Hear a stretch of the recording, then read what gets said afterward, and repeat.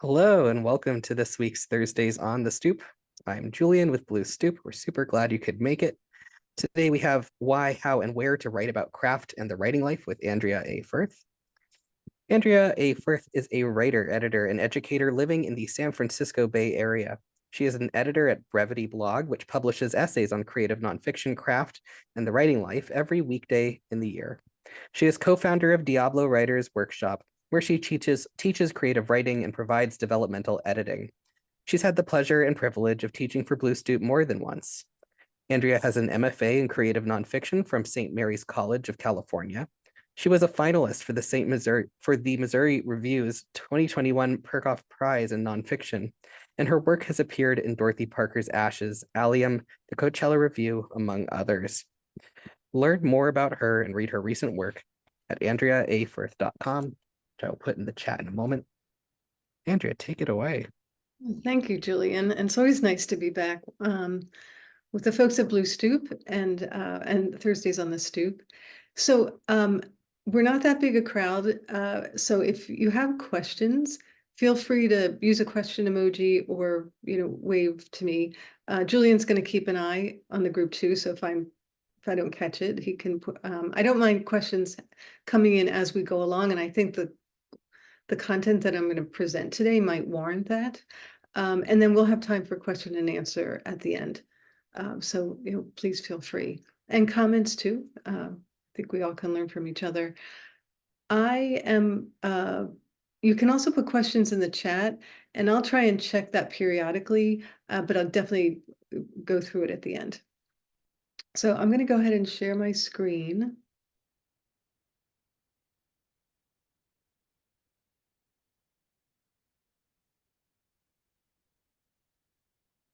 Okay. So Amy Beth, just a thumbs up. You see one slide? Okay, great.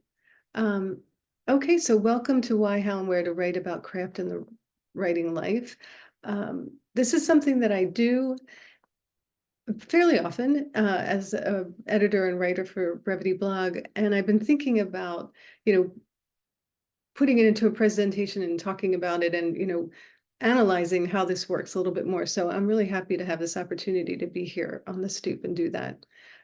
Julian provided my bio, and I appreciate that. Here I am with my cat, Finn. She's banished from the room right now because she's a little noisy.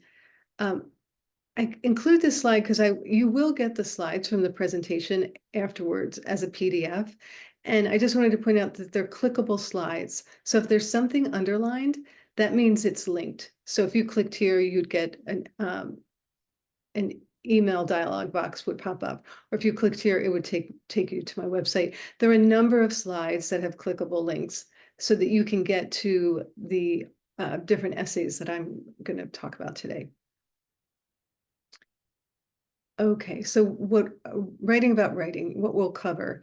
First, we'll start with what does that mean, writing about writing. Then we'll talk about why to do it, how to do it, where to publish, and we'll have time for questions and answers. Okay, and Julian, I'm going to have to rely on you because I probably can't see the whole audience and manage my slides. So if somebody raises a hand. Okay. All right. So let's get meta. And you might be like, what? What's that mean? So writing about writing craft and the writing life, I'm characterizing that as meta. So it's the idea, meta in this instance is the idea of describing something that refers back to or is about itself. There's a layering perspective. So examples in art might be a book about books or a movie about making a movie. So as a writer, writing about writing and the writing life, going meta is a self-reflective, self-referencing process. You're writing about who you are as a writer and how you function as a writer. It involves self-reflection, thinking of oneself as a writer and what that means. In more direct terms, it comes down to sharing what you know and learn about writing. It can present as teaching, inspiration, questioning, entertaining. and more. The tone can be personal, colloquial, informative, sincere, humorous. For what I'm going to focus on today, we're not going to look at, you can write about writing in an academic way, but that's not what I'm going to focus on today as far as how an academic piece would be structured, something that would be published in a journal that was focused on pedagogy or, was more in the educational environs. This is more writer to writer, conversational, writer to writer or writer to reader. So any questions on that? Okay, and as I give examples, we'll begin to define it more further. Okay, so this is a big list. Writing about writing, topics. So what sort of topics would this encompass? So this isn't an exhaustive list, and it's not a particularly specific list. I would describe this as an overview of the kinds of topics that can be written about. And I provide this to show you how expansive and how broad the breadth of ideas is and can be. So I'll start with issues important to the writing community. Let me give you a couple of examples. Recently, there have been a number of shout outs and notices in social media and online about a writer who, I think it was mostly poetry, he was submitting other people's work and getting accepted and getting published. Really quite brazen, and he kept doing it. So that's an important issue. That's a problem. Another example would be the independent publisher small press distribution in March shut down quite suddenly seemingly suddenly after 55 years in business. It's, that leaves a hole in the publishing landscape, and that's an issue important to writing community. But when I talk about issues important to the writing community, it's not reporting the incident like this writer or this publisher closing. It's looking at the issue and evaluating it and bringing insight to it and questioning and exploring it. So you might research the issue, but then you'd be bringing your own insights to it. Writing craft, so that's one example of issues important to the writing community. Writing craft, so many possibilities for writing about writing when you focus on craft. You can do it with examples. You can do it as a how-to. You can provide tips. You could do a close read of an essay, a short story, or a poem. Lots of ways to teach, to show, to demonstrate with writing craft. You can explore questions related to editing and publishing. You can share what you've learned about being edited, trying to get something published. Writing conferences, teaching experiences, workshop experiences, reading experiences, all the everyday things that you do as a writer can be topics that you can write about. Interviews with writers, editors, publishers, or other can be a great way for you as a writer to learn about something related to writing, but also to share that with the writing community. The nuts and bolts of writing and process, prompts and free writing, structures, writer's block, rejection, revision, memory, imagination, all those things could be potential topics. You could get into the business side of writing, what it takes to make a living, what certain things pay, what it costs, how to build author platform. Do you need author platform? Book marketing, your personal writing space, what works for you, writing peers, how you create a network. So there's really so many topics that you can cover, but there is a caveat here, because this really could be an endless list, but these are general topics. Rejection, that's a big topic.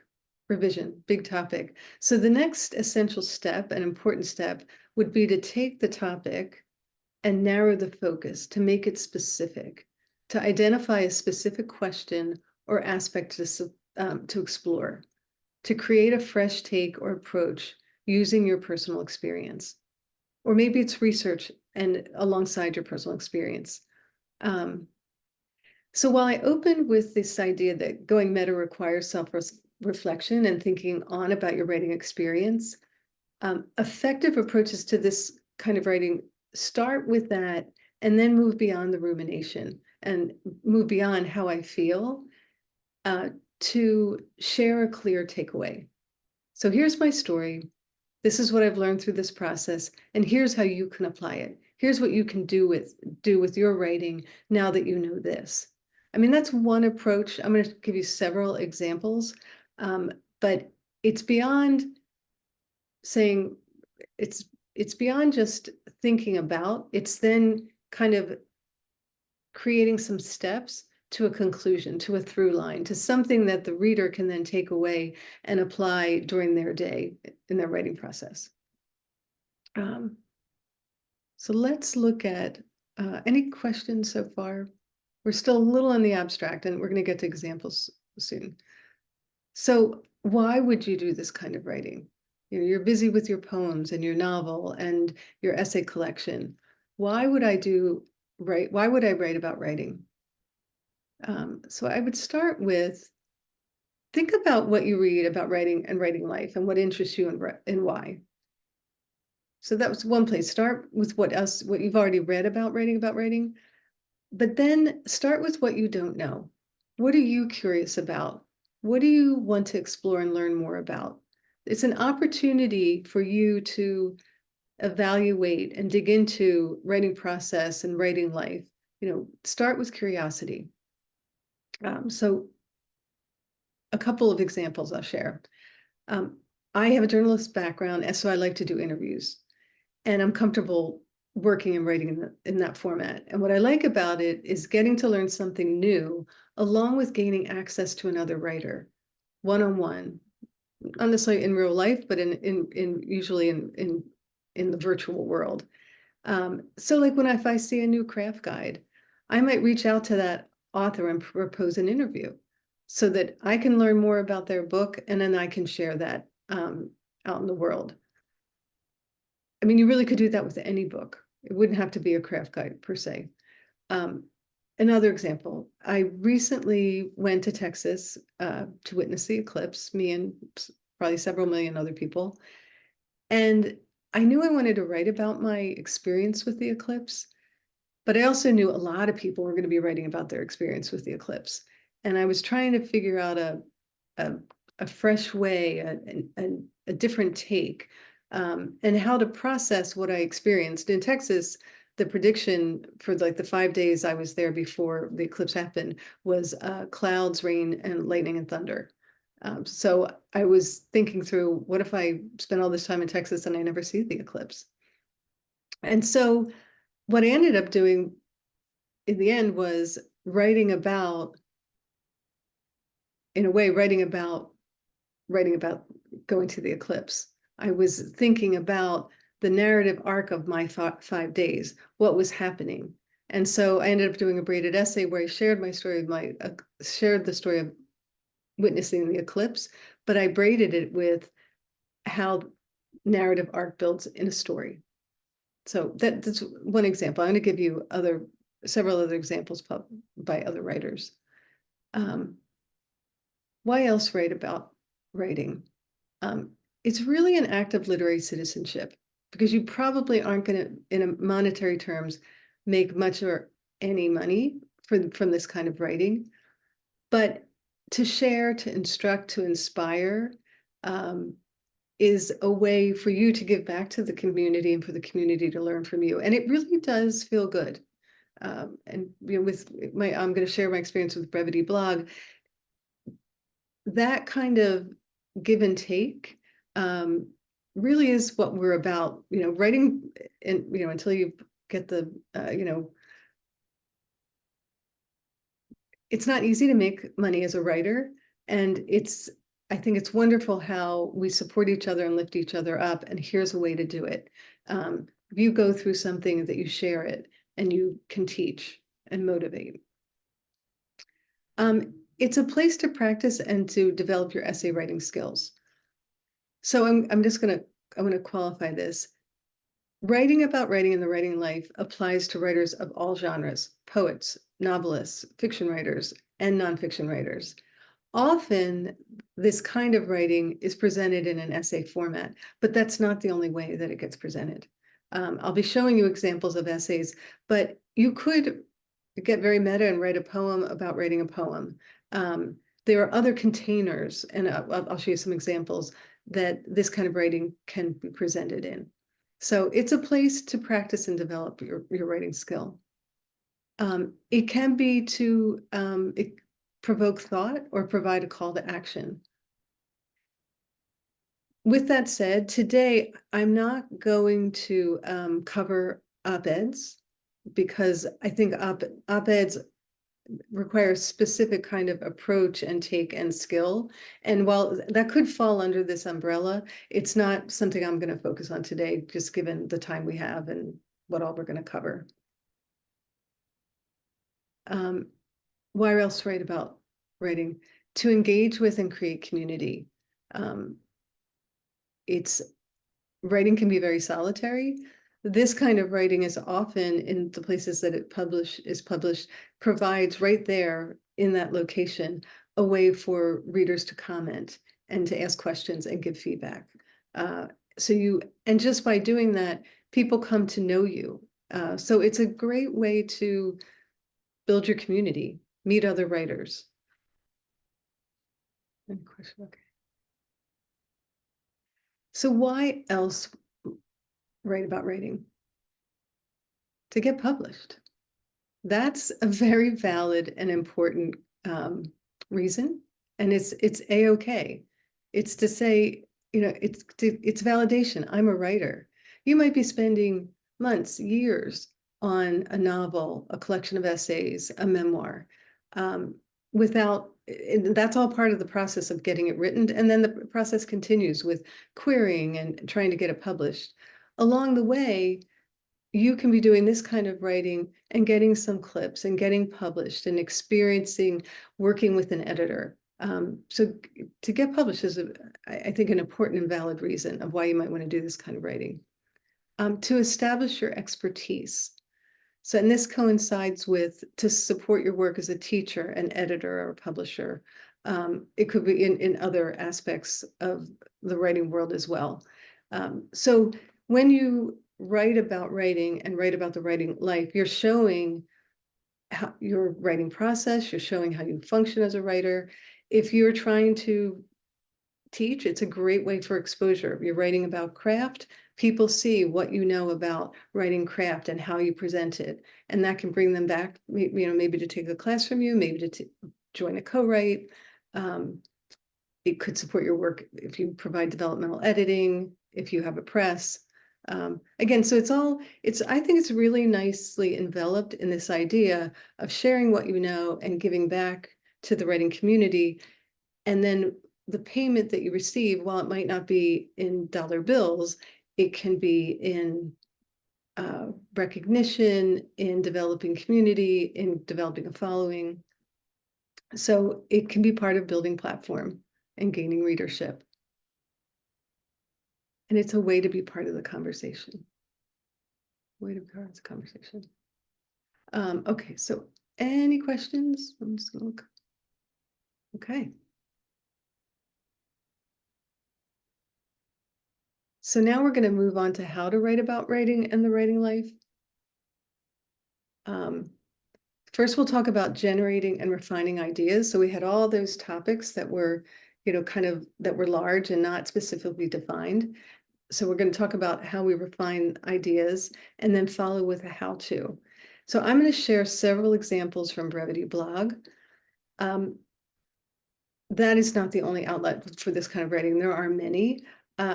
But that's where I edit. That's where I have the most familiarity with what we publish and how. But again, there are many other outlets. I'm going to provide a list, which again won't be exhaustive, but it'll be a place to start. So a couple notes about Brevity blog with these examples. The blog's mission is to discuss the writing of creative nonfiction. So it's specific to that genre. And so I'm not using these examples to push the poets and fiction writers aside in the room, not at all. the approach to ideas and how to refine them and what to do with them, that what I share applies to writing about writing and a writer's life for a poet, a novelist, or a short story writer too. It's the same approach. It's just I'm using blog examples that happen to be creative nonfiction focused. And then the question sometimes comes up where you're talking about the blog, but I'd like to get published in a journal. Is it a journal? The blog publishes an essay every weekday of the year, and we define essay as a piece with a beginning, a middle, and an end, with the arc and movement found in all good essays, and in which the writer comes to a recognition, a realization, or sometimes an epiphany. We're looking for that through line and reader takeaway that questions, teaches, inspires, and/or entertains. So with that definition, that fits right into what we started with as far as what do we mean by this meta writing about writing and the writing life. We're at the blog looking for writing that makes us think as writers. So I think in that way, it functions like a journal as far as the approach and quality and the content. But with publishing every weekday, we respond pretty quickly. We publish a lot. And we also work with writers, maybe probably a little more than most journals will. So I think in that way, we're a little more nimble and flexible than a journal can be, which maybe that makes us more like a blog. So we fall somewhere in the middle. So a little background on the blog to provide some context and hopefully for the examples. Okay. So I'm going to give you, I think it's 6, what I'm describing as meta writing examples from Brevity blog, with a variety. And we'll look at what topic they cover, how they refine the topic, and then what they do with it as far as writing. Okay, so each one of these is clickable. So if you clicked on Dear Me, Sincerely You, First Drafts, To-Do Lists, and The Forever Present in Life Writing by Sarah Barnett, that'll take you right to that essay. I can't do that here without flipping back and forth a lot, but so when you get these slides, you'll have these links will take you to all the essays that I talk about, and you really do need to. I'm just giving you an overview, in this hour that we have together. These would be, I think, are all good examples to read that show what this meta writing can look like and that works well. So Sarah Barnett plays with form and structure by writing a letter to her writer self. So Dear Me, she writes to herself. So already we're learning something about writing because she's using the container of a letter. We call this a hermit crab essay where you use another form. But it's also a really interesting form to use for this sort of self-reflection. She includes a list of numbered instructions. I think there's 1 to 17. And each number is an insight and practical advice on tackling the first full draft of a memoir. So the topic, writing memoir, refining it further, how do you get that first draft done? So there and then she adds the writing technique, this craft of putting it in a letter format. But it's instructional, it's a guide, 1 to 17. This is what I learned as I tackled the first full draft of my memoir. So does that resonate as far as idea, refining topic, and delivery? Okay, let's look at another one. How to Write Respectfully About Non-Binary People by Ray Katz. I really appreciated this essay. I'm not non-binary, and I learned something. They share their personal experience. So they start with personal anecdote. This is the experience they have had as a writer out there. And then they provide clear, timely writing guidance. There are 3 numbered points. When working with a non-binary writer, when writing about non-binary writing, remember these 3 things. And then as they conclude, they also import an important call to action. So here's an example of when writing about writing could be, reaching out to the community and saying, and we need to do this, or please pay attention. It's because it's outside of the realm of op-ed. This was a call to action of this is how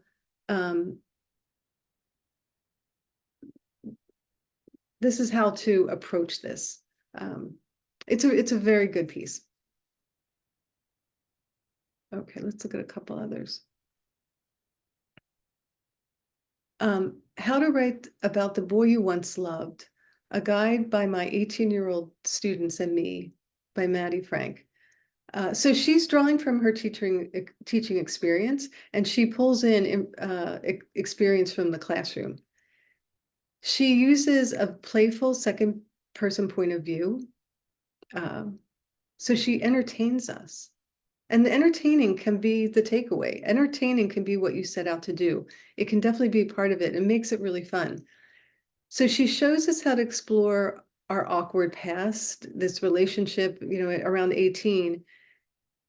She tells us that story of an awkward past, but what she does as she tells the story is she shows us how to tell a good story.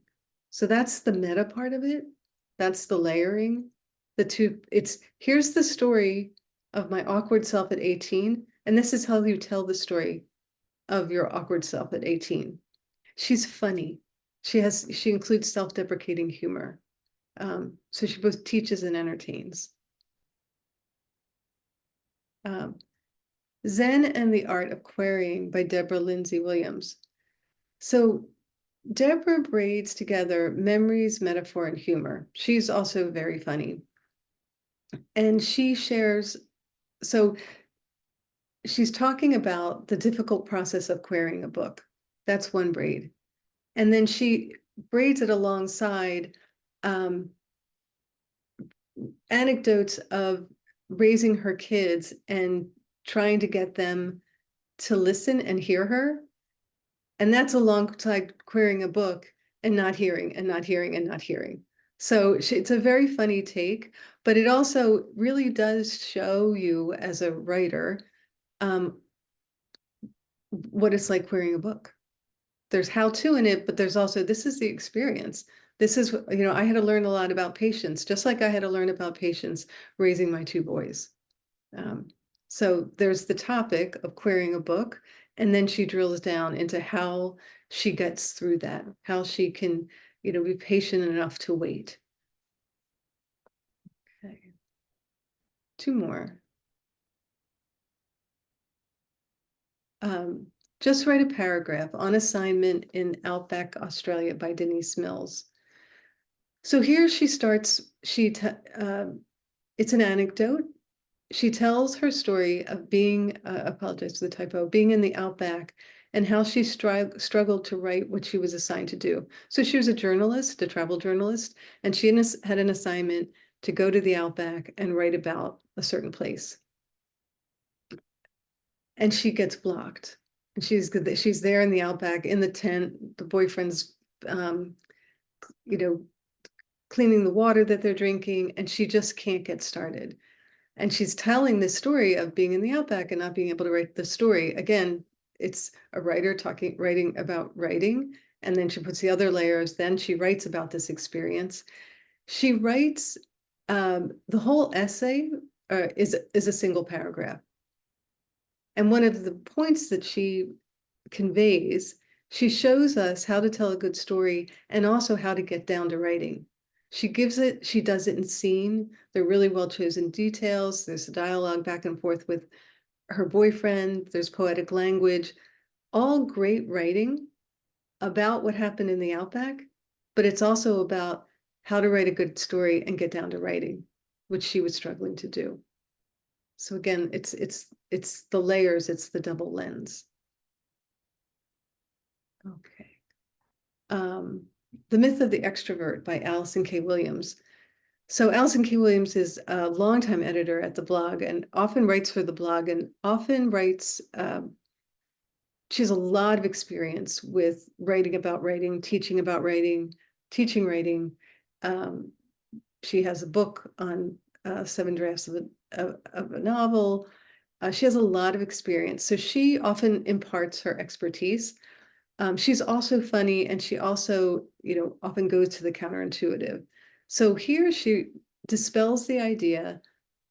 And she writes about author platform quite often too. So here she dispels the idea that having an author platform requires someone to be an extrovert. And what's interesting about Allison writing this is, if you've ever been in a class run by Allison or really anything, she comes across pretty extroverted, like really right out there, fearless. But in truth, she describes herself as an introvert, which I think that is not altogether uncommon with writers. A lot of writers describe themselves as introverts, but even extrovert looking writers might say, in truth, I'm an introvert inside. So she takes this idea of, to have a big platform, you need to be an extrovert. And then she uses rhetorical questions. She starts out with, but what do you do if you're an introvert? That's how she starts it. She just asks the question. Then she lists the introvert's concerns. Well, I'm shy. Well, I don't think I'm comfortable with doing something like that. I hate social media. And she lists all these concerns and then then she responds to each concern and talks about how to manage each. And and explains why and how, the why and how of platform. She's, in some ways, she says to the introvert, you know what, if you want to have a platform, you're going to have to do some of these things. You're going to have to get over it. So she kind of takes the counterintuitive approach, but she just really, it's really a how-to. Here's the question, here are the objections, and here are the answers. It's a how-to. She shares her experience.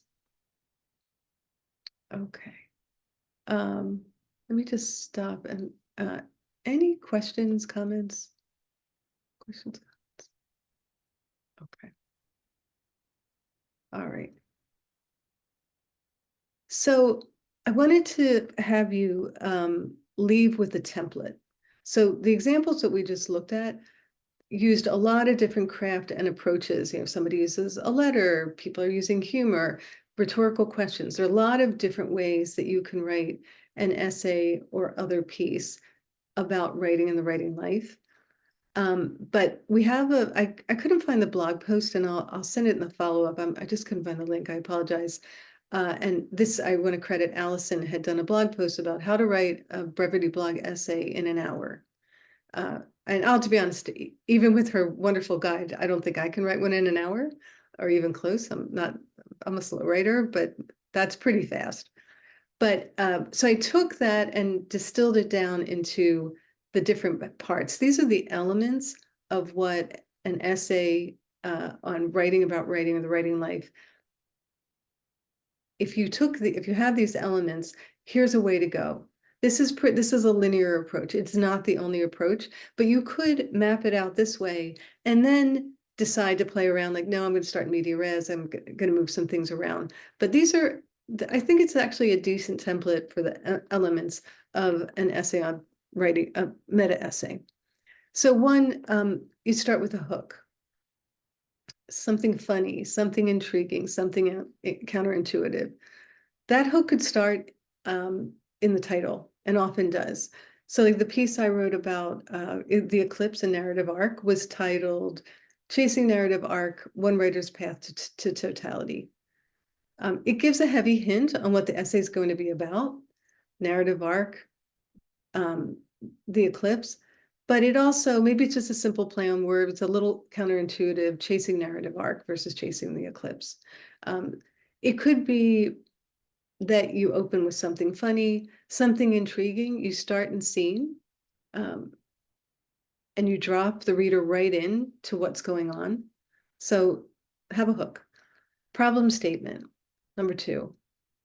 What's the issue you're trying to solve? Summed up in a sentence, ideally told as an anecdote. So ideally you open, or again, you can move the parts around. You share an experience, an anecdote, and then you sum it up in a sentence. So I didn't know how I was going to write about my experience with the eclipse. You do need to move the reader from what this anecdote, from the anecdote to what it means to you and why it's problematic. You want to use here, again, there's all different ways to do this, but for this template, a story and scene to show the problem, how you suffered, what makes this problem universal. That's it. My experience isn't going to be specific to your experience, but it can still be universal. How it manifests in the reader's daily life, why it's bad, why it's harmful, why it's difficult. Then you might go to how other writers typically try to solve the problem, what the typical advice is. You might think that you can fix it like this, but here's the problem with that. So you've got a hook, a problem statement, you show the problem in scene, you look at how it's typically been solved or how other writers approach it or how you've been told, but that you're still on the hump. Then you move to the specific steps you took to solve the problem. So in some of the examples we saw, 1, 2, 3, there were 3 statements in Rachel's piece, 17 steps in the piece about tackling a first draft. It can be like a guide. You can get quite direct here. And then you come back to the story. So it might be one scene that continues, or it could be a scene that starts it and a scene later, but a story to show how you fix the problem, your solution told as an anecdote given in scene, what your solution looks like in action. Because for this type of piece, you're looking, like I said, for a through line, a takeaway for the reader. Your reader so the last thing that you provide, and you can state it outright, or sometimes it's more subtle. You might just show it in scene. Your reader takeaway with emotional impact, 1 to 3 sentences that makes the reader say, man, I'm glad I read that today. You get them fired up, get them reassured, get them entertained, get them inspired, make them think about how they're going to take your point into their own writing life that very day. That's one of our points on the blog with what we look for is that when it comes out each weekday, when the reader finishes reading it, they can take something away into their writing life that day. Okay. Any thoughts, questions? Sorry. Okay.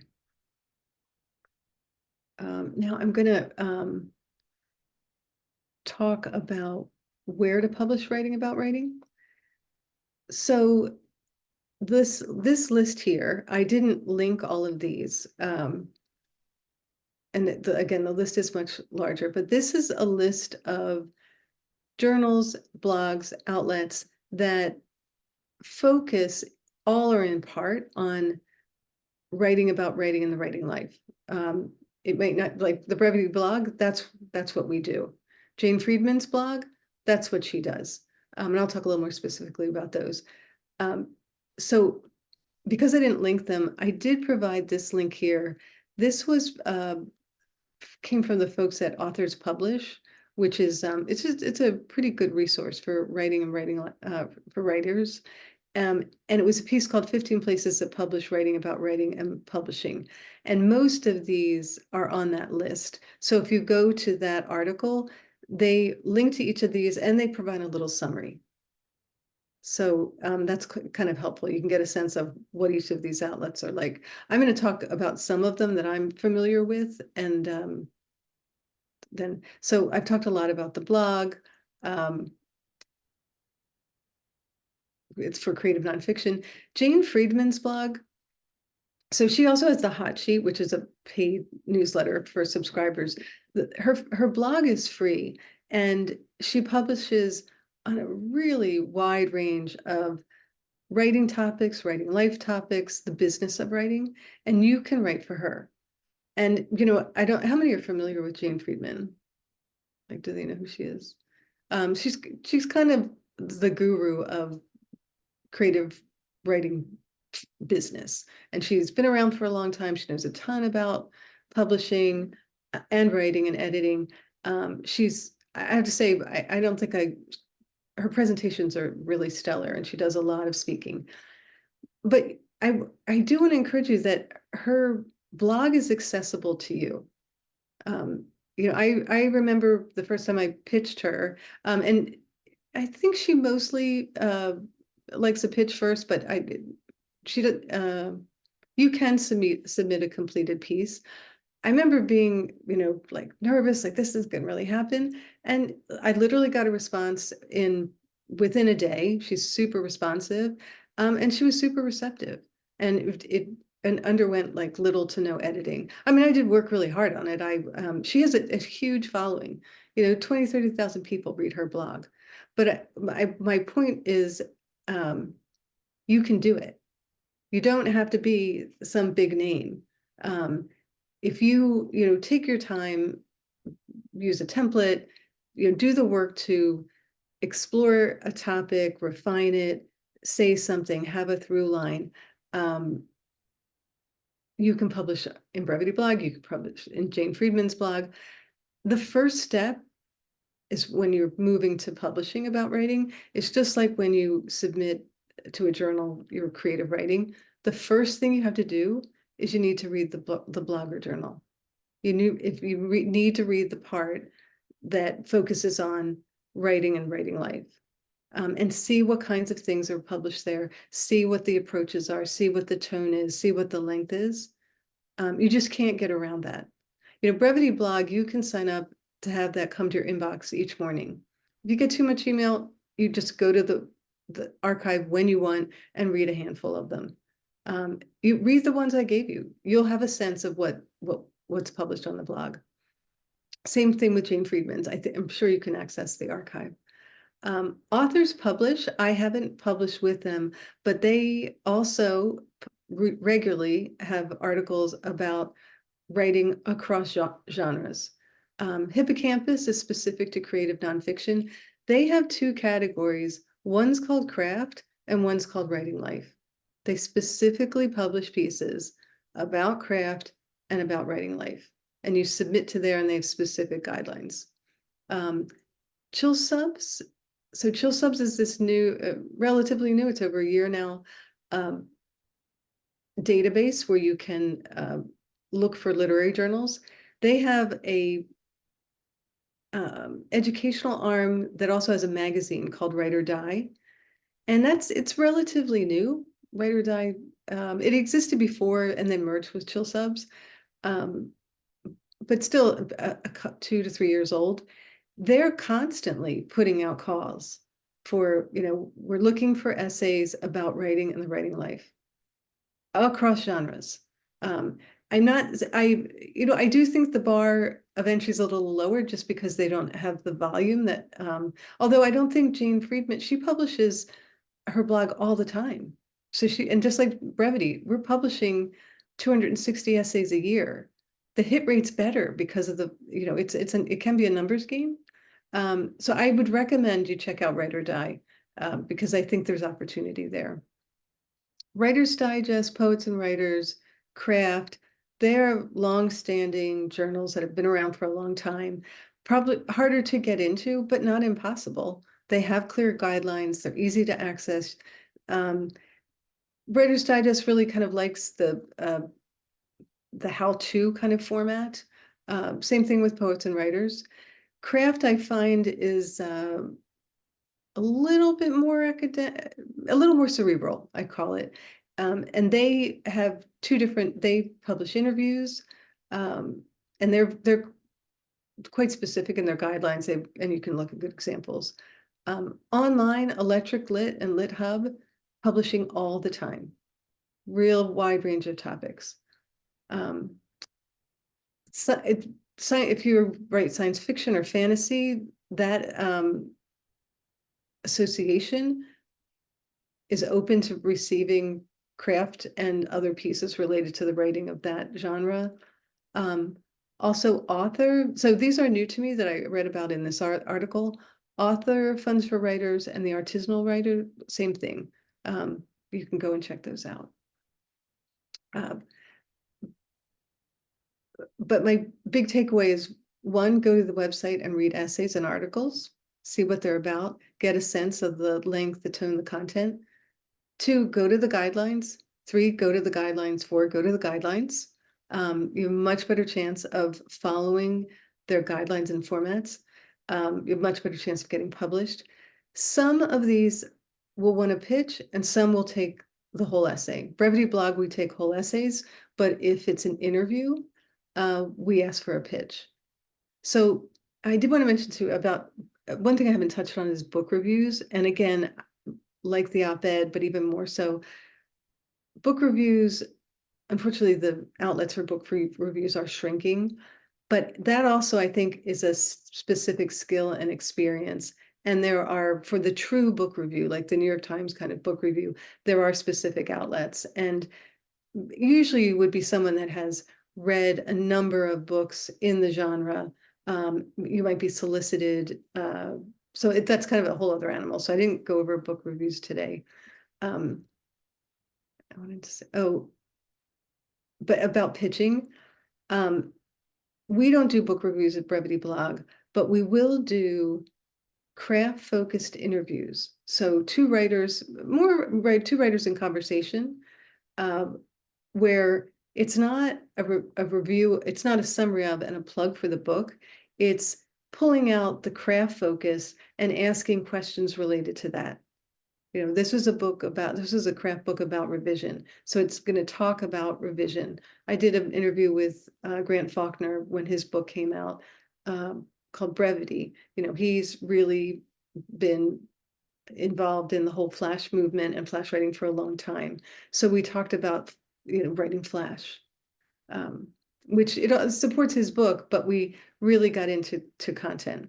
So, but in that case, for us, we asked for a pitch. So you would say, who you want to interview, what the focus would be, and why it makes sense for this outlet and now, and why you would be a good person to write it. Those would be I'm not going up fully into like how to write a pitch, but just a couple thoughts there. And then one other thing that I haven't put here on the slide, and you know what I'll do is I'll stop the share so we can kind of see each other, is the journals and blogs that I listed are ones that have a primary or strong focus in writing about writing and the writing life. It might not be all that they do. Hippocampus publishes poems and essays and short stories as well, but they do have a couple verticals where they're specifically looking at writing. Lots and lots of journals, in addition to presenting creative writing, will have interviews and or book reviews and or craft pieces. So I'm thinking of Cleaver, the Philly-based journal. They publish a lot of great creative writing, but they also publish interviews. They also publish craft pieces. And actually, I think if you're looking for good examples, Beth Kephart often publishes there, and she's just really a wonderful writer. She does wonderful craft-based writing. So she's a good example to look at. And to say that there are a lot of other journals, like probably any journal that you submit to, if you're thinking about doing this kind of writing, explore if they also have each issue, if they put up a craft piece or an interview. It also can be a way into a journal. You're trying to get your creative writing in there, but you haven't had success. Maybe you do a craft-based piece, maybe you do an interview, and you get to know the editor that way. Another door in. So, okay. I talked a lot. Your turn. Any questions? Anybody have thoughts on it? Like, hey, I've had this experience. I thought I might write about it. Ideas? Does this feel too abstract? Any thoughts? Let's look in the chat.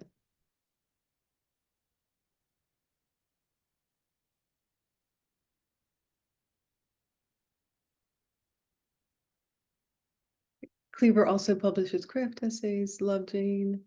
Thank you. And put the link for Cleaver here. You know, Marie says Write or Die is the forever workshop now. They keep changing their names. I know these Substack classes are called the Forever Workshop, but I think they're still keeping Write or Die as the name of the magazine. But yeah, okay. Is there a standard pay rate for essays of this nature? So no, I wouldn't say that there's a standard. I think you'll find some pay and many don't. I think you'll find, you know, anywhere from $50 to maybe I think craft pays a little bit better, but 50, 100, 150, I would probably say 300 tops. I think the payment you're really looking, I think it's good to start from the place of curiosity and literary citizenship, so that you don't aren't disappointed, and that you're coming at it with that angle to share what you know. And the paybacks really do come back to you through other ways, through feedback, through engagement, through recognition of your expertise and your experience, of your willingness just to share. You know, I got rejected, you know, 45 times, and then on number 46, I got accepted.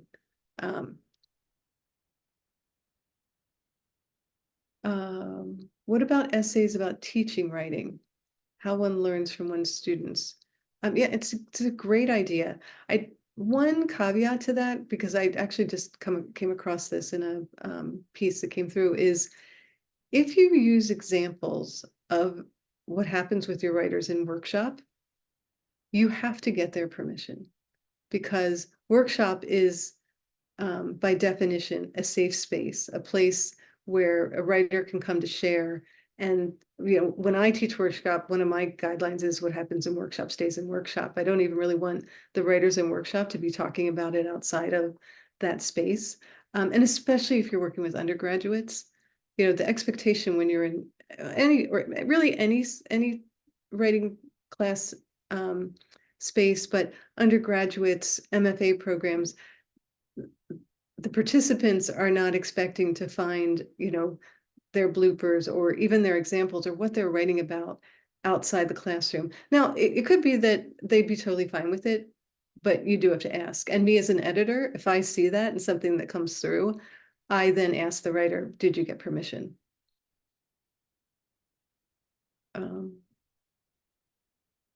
But that said, I do think, you know, what you experience teaching writing can be really valuable, and you can use that in an essay like this, Anne. There's value to hear from writers at all levels as they encounter and work through aspects of work. You know, that is, Maureen, that's super, super good point. And I think that's one of the things that we see on Brevity Blog, is that the people who submit are in all different phases of their writing experience and writing career. For some, it's the first time they have something published. For a lot of people on the blog, or it could be someone that's been writing for a long, long time. So that's, and we do, you know, we kind of, if you've been around for a long time, you can kind of forget what it's like in the beginning. And as things are changing, now Chill Subs is changing the world. Okay. Anybody else? I know I have to give some time back to Julian before we close. Okay. Well, thanks a whole lot for your attention and input, and I hope you have some takeaways. And Julian, I'm going to send it back to you. Awesome. Thank you so much. So thank you to Andrea. Thank you to everyone who participated in today's session. I'm about to post some links in the chat, so keep an eye out. Here they come. Yeah, so those links, there's other upcoming events, including next week's Poetry as Resistance, Examining Revolutionary Ideas in Poetics and Prose with Saskia Kersey. Definitely check that one out. It's free, just like this one. We also have a hybrid reading next week on the 21st. So whether you're in Philly or far or, from home, you can tune in. It's free. Just need to RSVP if you're going to be coming in person. You can find that at the events link as well. There's also a survey where you can tell Andrea what a great job she did, give us some feedback about these sessions in general. And last, but of course not least, you can donate to Blue Stoop, help us keep doing the work that we're doing. We really value your input and your energy and your time. And just thank you again for being here. Enjoy the rest of your day. Also, this will be posted on YouTube and we'll send out the slideshow to everyone who registered. Thanks again.